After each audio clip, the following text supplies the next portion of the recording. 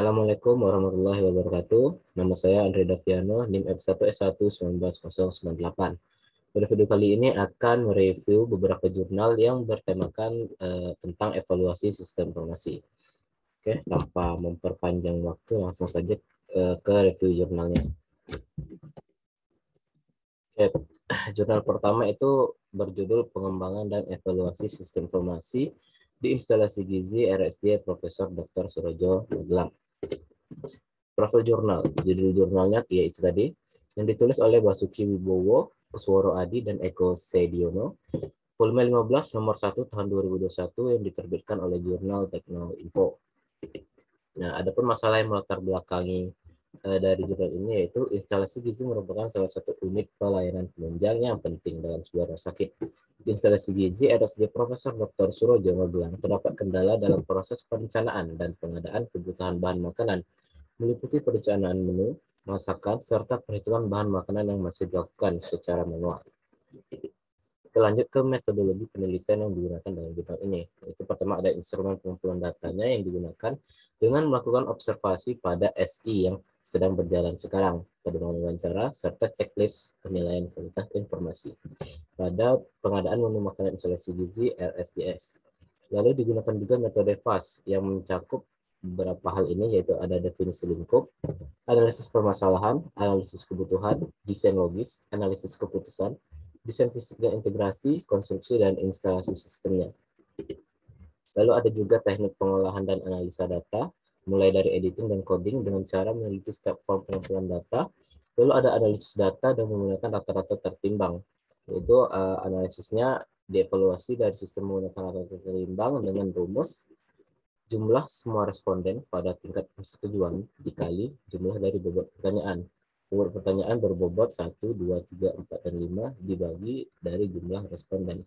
Lalu bisa disimpulkan kalau rata-rata keseluruhan itu sama dengan jumlah semua rata-rata tertimbang dibagi jumlah semua item penilaian. Nah, lalu pengukuran dilakukan dengan menggunakan skala Likert. Skala ini terdiri dari 5 macam jawaban dengan bobotnya masing-masing, yaitu sangat setuju, bobotnya 5, setuju, bobotnya 4, ragu-ragu 3, tidak setuju 2, sangat tidak setuju 1.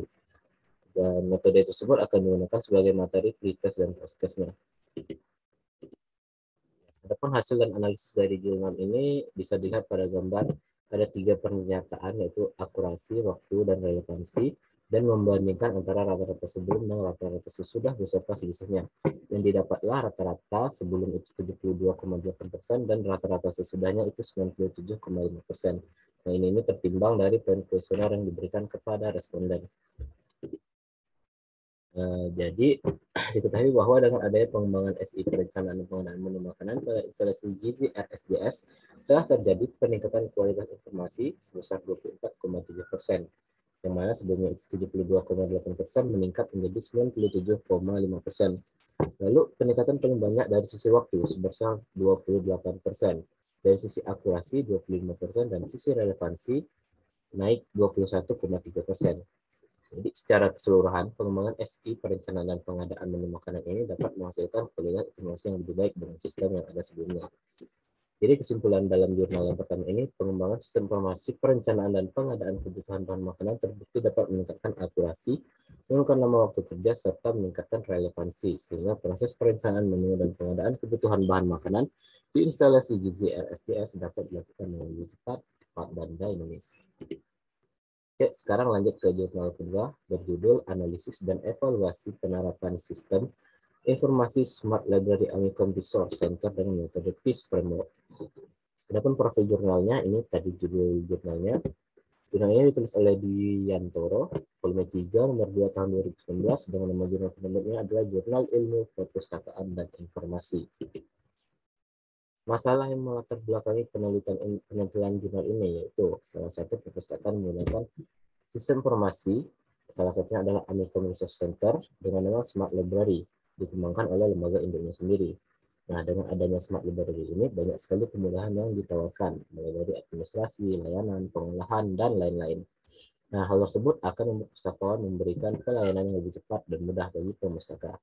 Untuk mengetahui apakah sistem ini efektif atau tidak dalam penerapannya, perlu adanya analisis dan evaluasi tentang Smart Library itu. Dan untuk melakukan evaluasi itu digunakan pendekatan metode dengan analisis PIECE. PIECES. Adapun metodologi penelitiannya, pertama pemilihan sampel. Nah, sampel dipilih karena berkaitan dengan bidang pekerjaan yang berhubungan langsung dengan sistem informasi yang digunakan, yaitu smart library. Jadi sampelnya itu adalah orang yang menggunakan smart library. Lalu pengumpulan data menggunakan 3 metode, yaitu observasi, kuesioner, dan wawancara. Lalu pengukuran data menggunakan skala Likert yang ada nilai dan bobot tadi. Lalu ada uji validitas dan reliabilitas. Dalam penelitian ini, uji validitas menggunakan rumus DF sama dengan N kurang 2 dengan signifikasinya 10%. Responden atau data dalam penelitian ini berjumlah 12, sehingga untuk mendapatkan hasil sesuai dengan rumus, DF sama dengan 12 kurang 2 sama dengan 10. Jadi DF-nya itu 10, dan dapat disebutkan bahwa nilai R tabel adalah 0,497. Berdasarkan keterangan di samping, yang ini gambar ini dapat disimpulkan bahwa data kuesioner ini valid dilihat dari nilai R hitung lebih tinggi daripada R tabel. R hitung lebih tinggi daripada R tabel. Nah, dalam menguji reliabilitas angket dikatakan reliable jika Cronbach alpha lebih besar dibandingkan R tabel. Hasil uji reliabilitas menggunakan SPSS 24 yang menunjukkan bahwa nilai Cronbach alpha yaitu 0,660. Artinya nilai tersebut lebih besar dibandingkan R tabel. Jadi dapat disimpulkan bahwa angket ini itu juga reliable. Jadi hasil dan analisisnya berdasarkan hasil kuesioner yang disebarkan kepada 10 orang tadi, digunakanlah metode PIECES, domain PIECES, yang mana domain tersebut nantinya akan bernilai masing-masing domainnya. Adapun PIECES itu P untuk performance, I information, E economics, C control, E efisiensi, dan S itu adalah service. Nah, bisa dilihat bahwa pada masing-masing domainnya itu adalah gambarnya. Kita lihat dari domain performance, MEAN atau jumlah rata-ratanya itu 4,4 yang dikategorikan sangat baik. Lalu untuk domain information, total MEAN-nya itu 4,3 menunjukkan kategori nilai yang sangat baik. Lalu untuk domain efisiensi, total MEAN-nya 4,55 dan kategorinya juga sangat baik. Lalu untuk domain control, total MEAN-nya 5,0 dan kategorinya sangat baik. Lalu domain economics, total MEAN-nya 3,95 dengan kategori baik. Lalu domain service MEAN-nya 4,43 dengan kategori sangat baik.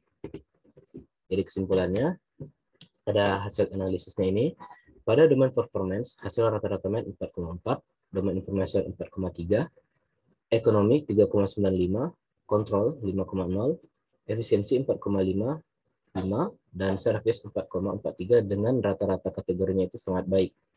Dengan demikian, dapat disimpulkan bahwa penerapan sistem smart library yang ada di perpustakaan Amikom dinyatakan sudah baik jika dilihat dari analisis PIECES dan sudah cukup efektif dan efisien dalam penggunaannya. Oke, kita lanjut ke jurnal ketiga, berjudul Evaluasi Sistem Informasi Usaha Kecil dan Menengah UKM Kota Palembang.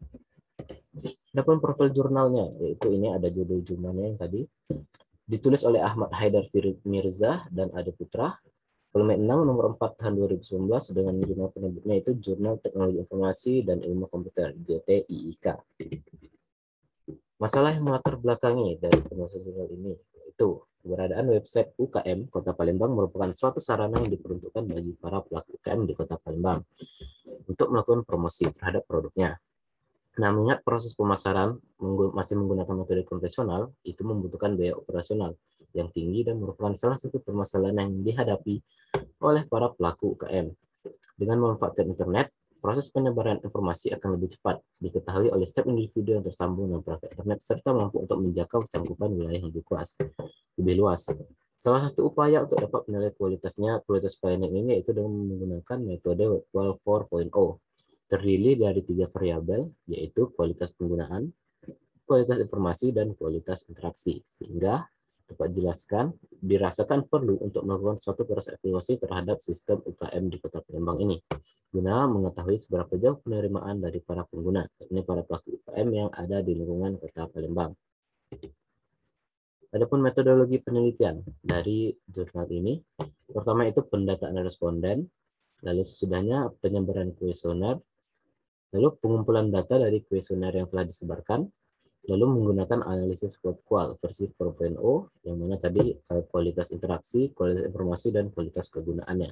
Lalu berangkat ke kesimpulannya.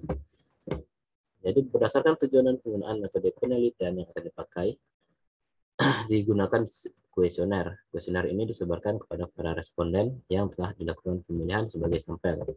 Kuesioner ini digunakan berisikan 23 pertanyaan yang harus dijawab oleh para responden.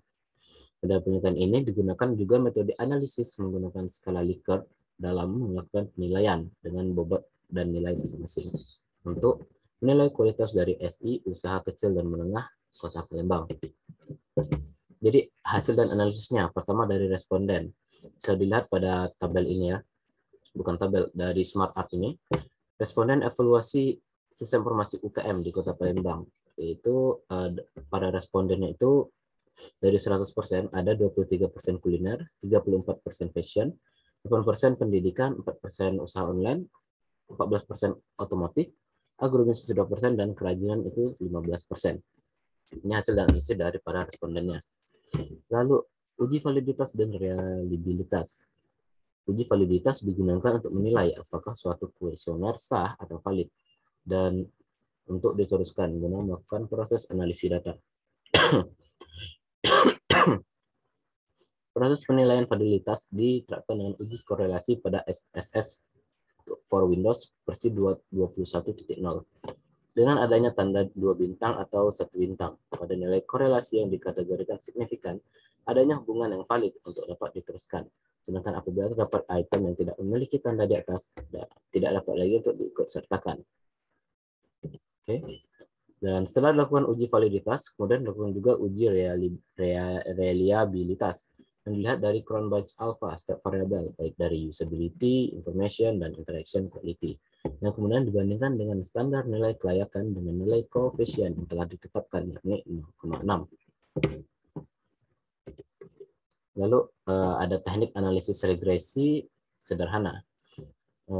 Dapat dilihat dengan rumusnya, itu adalah Y sama dengan A tambah BX1, Y sama dengan A tambah BX2, dan Y sama dengan A tambah BX3.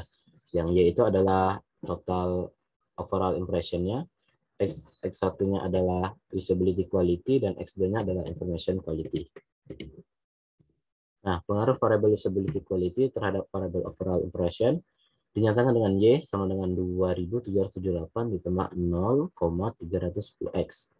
Lalu variable information quality terhadap overall impression 2,643 ditambah 0,350X. Lalu variable interaction quality terhadap overall impression 2,751 ditambah 0,316X. Dan dapat disimpulkan bahwa pada variable usability quality memiliki pengaruh yang signifikan yang dapat dilihat dari nilai sig T sama dengan 0,000, yang lebih kecil dari nilai alfa, yaitu 0,05, dan menghasilkan uji persamaan regresi sederhana, Y sama dengan 2778 ditambah 0,310X, di mana besaran dari nilai X1 mempengaruhi hasil dari variabel overall impression. Pada variable usability quality terdapat yang harus diperbaiki dan ditingkatkan. Hal ini dikarenakan masih ada penilaian yang tidak baik dari usability quality ini. Lalu pada information quality dapat dilihat nilai sig-T-nya adalah 0,00 dan itu masih kecil dari nilai alfa 0,05 dan menghasilkan uji persamaan regresi sederhana. Y sama dengan 2643 ditambah 0,350X, di mana besaran dari nilai X juga mempengaruhi hasil dari variabel Y, yaitu overall impression. Variabel information quality ini masih harus diperbaiki serta ditingkatkan. Dan yang terakhir, variabel interaction quality memiliki pengaruh yang signifikan yang dapat dilihat dari sig-T-nya 0,000 dan itu masih lebih kecil dari nilai alfa, yaitu 0,05. Menghasilkan uji persamaan regresi sederhana Y sama dengan 2791 ditambah 0,316X, yang mana besaran dari nilai X2 itu mempengaruhi dari overall impression-nya. Dan juga interaction quality ini harus diperbaiki dan ditingkatkan. Oke. Itu tadi dari jurnal ketiga. Sekarang lanjut ke jurnal keempat, berjudul Evaluasi User Experience SI Akademik Mahasiswa pada Perguruan Tinggi Menggunakan User Experience Questionnaire. Ini adalah profil jurnalnya, ditulis oleh Silvana Rasiohenim dan Rika Perdanasari, volume 6 nomor 1 tahun 2020 dengan nama jurnal penerbit Jurnal Komputer Terapan. Adapun masalah yang melatar belakangi, yaitu user experience menggambarkan pengalaman yang didapatkan oleh pengguna ketika menggunakan produk perangkat lunak. Fokus kepada kebutuhan dan emosi penggunaan ketika menggunakan sebuah produk. Sebagai sebuah produk perangkat lunak, SI akademik mahasiswa memiliki peranan yang penting untuk meningkatkan pelayanan kepada mahasiswa di suatu perguruan tinggi.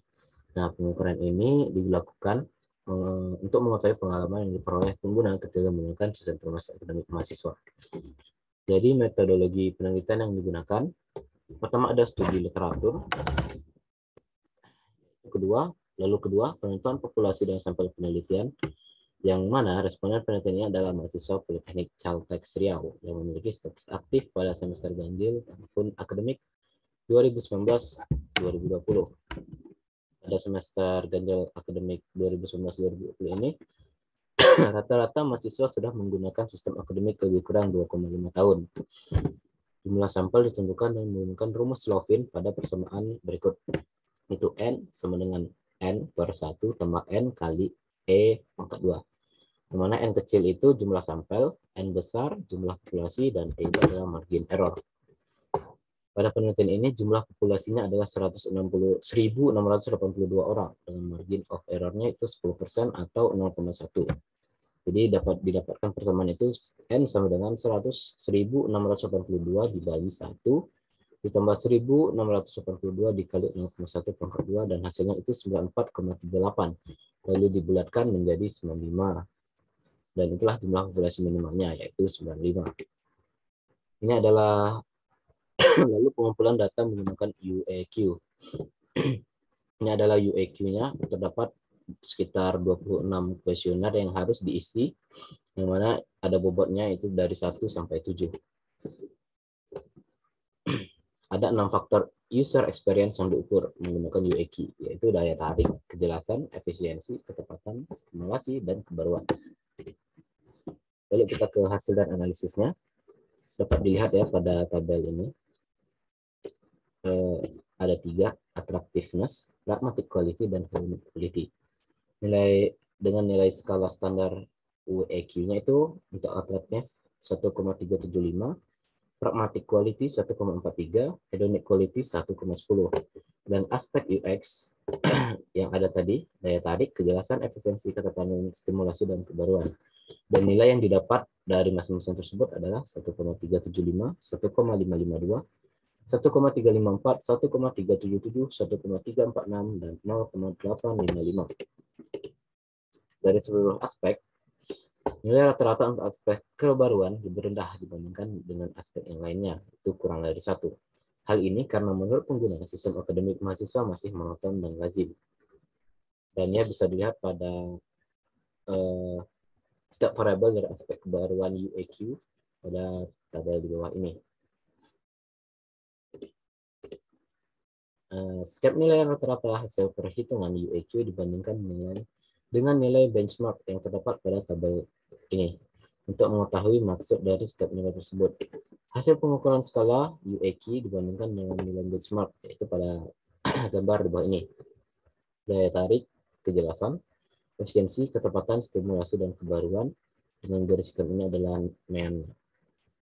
Dan berdasarkan hasil perbandingan dengan skala ini, aspek daya tarik, kejelasan, efisiensi, ketepatan, stimulasi, dan kebaruan hasilnya adalah di atas rata-rata, above average.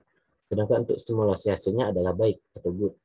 Hasil ini menunjukkan bahwa sistem informasi akademik mahasiswa ini sudah baik, namun masih perlu dilakukan upaya untuk meningkatkan daya tarik, pragmatic quality, dan hedonic quality dengan menyediakan fungsi atau fitur yang membantu untuk menyelesaikan pekerjaan serta menyenangkan untuk digunakan, sehingga hasil penelitian ini dapat digunakan sebagai dasar untuk mengembangkan sistem informasi akademik mahasiswa yang baru.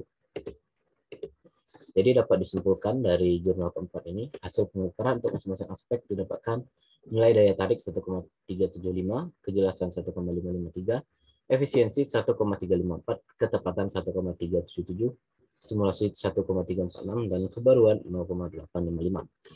Dan seluruh aspek tersebut mendapatkan impresi positif. Dan juga hasil benchmarknya menunjukkan aspek stimulasi masuk ke dalam kriteria baik, sedangkan untuk aspek lainnya dalam kriteria itu di atas rata-rata. Itu tadi akhir dari jurnal keempat. Sekarang kita lanjut ke jurnal terakhir, yaitu jurnal kelima berjudul Evaluasi Sistem Informasi Manajemen Farmasi menggunakan DNM e-Success Model untuk mendukung pengelolaan obat di RSUD Kota Semarang. Ini adalah portfolio jurnalnya, judulnya itu yang tadi, penulisnya adalah Justisia Dian Advistasari, Udvan, dan Dwi Pujaningsi.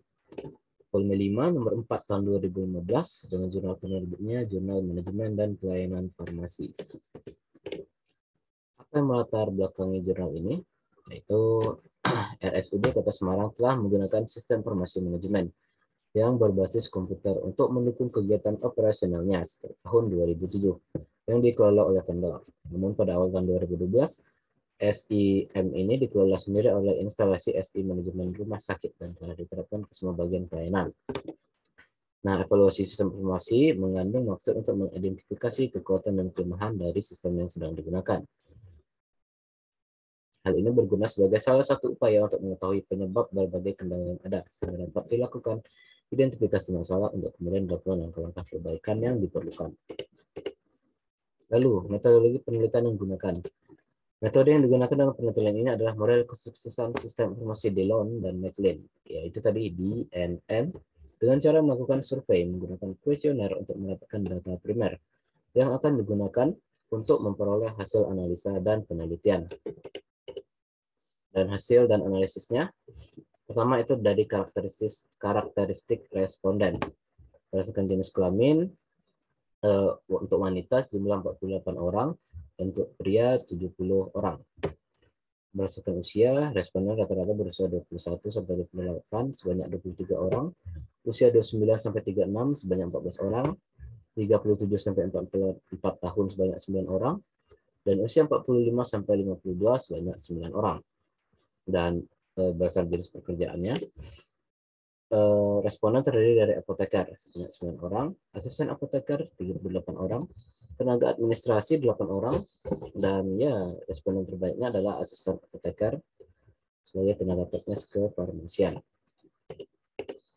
Lalu uji normalitasnya menunjukkan nilai SIG untuk seluruh variabel penelitian lebih besar dari nilai alfanya yaitu 0,05.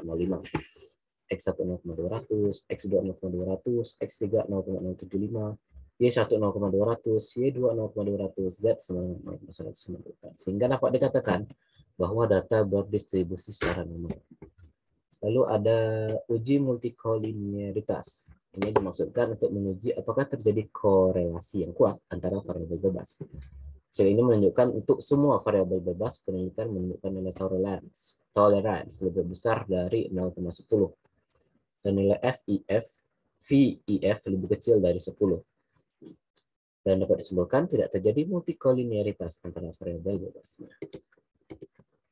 Lalu terakhir, hasil analisisnya, uji regresi linear sementara. Ini dilakukan untuk melihat hubungan antara variabel bebas terhadap variabel terikat. Variabel bebas mempunyai hubungan terhadap variabel terikat jika nilai signifikasinya itu kurang dari 0,005. Dan bisa dilihat pada ini hasil analisis yang lain. Ini adalah pengaruh kualitas sistem, kualitas informasi, dan kualitas pelayanan terhadap penggunaan sistemnya.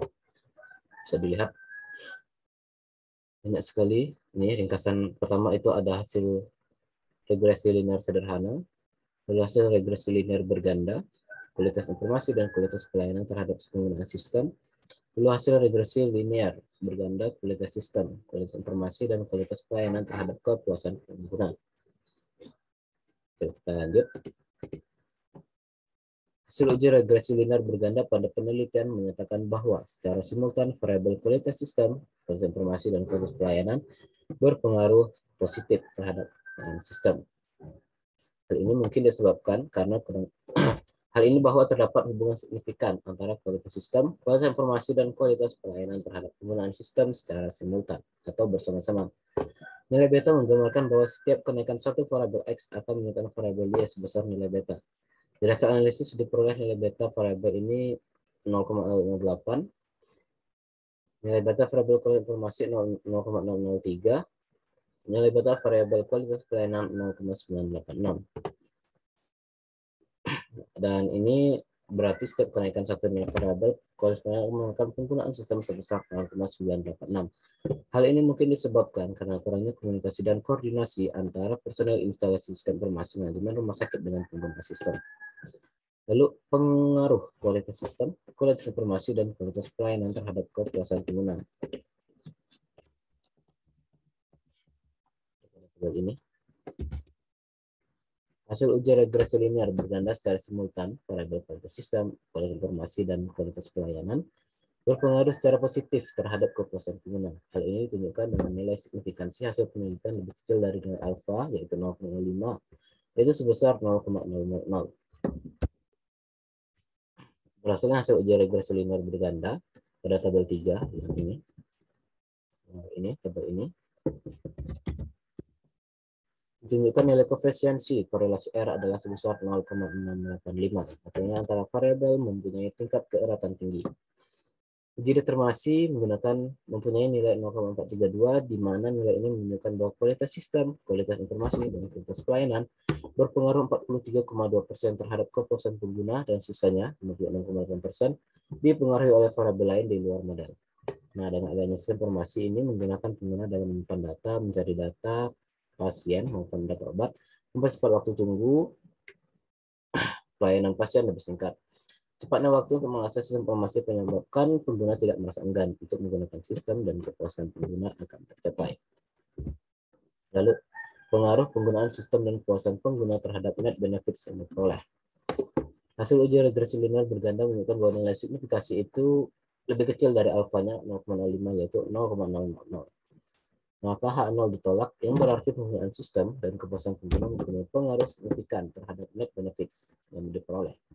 Berdasarkan hasil uji pada tabel 4, tabel ini menunjukkan nilai koefisien korelasi R adalah sebesar 0,548, yang berarti mempunyai tingkat keeratan sedang. Uji determinasi R2 mempunyai nilai 0,301, di mana nilai ini menunjukkan bahwa penggunaan sistem dan kepuasan pengguna berpengaruh 30,1% terhadap net benefits yang diperoleh, dan sisanya 69,9% dipengaruhi oleh variabel lain di luar model. Jadi untuk kesimpulannya pada jurnal kelima ini, kualitas sistem, kualitas informasi, dan kualitas pelayanan secara simultan memiliki pengaruh positif terhadap penggunaan sistem di RSUD Kota Semarang.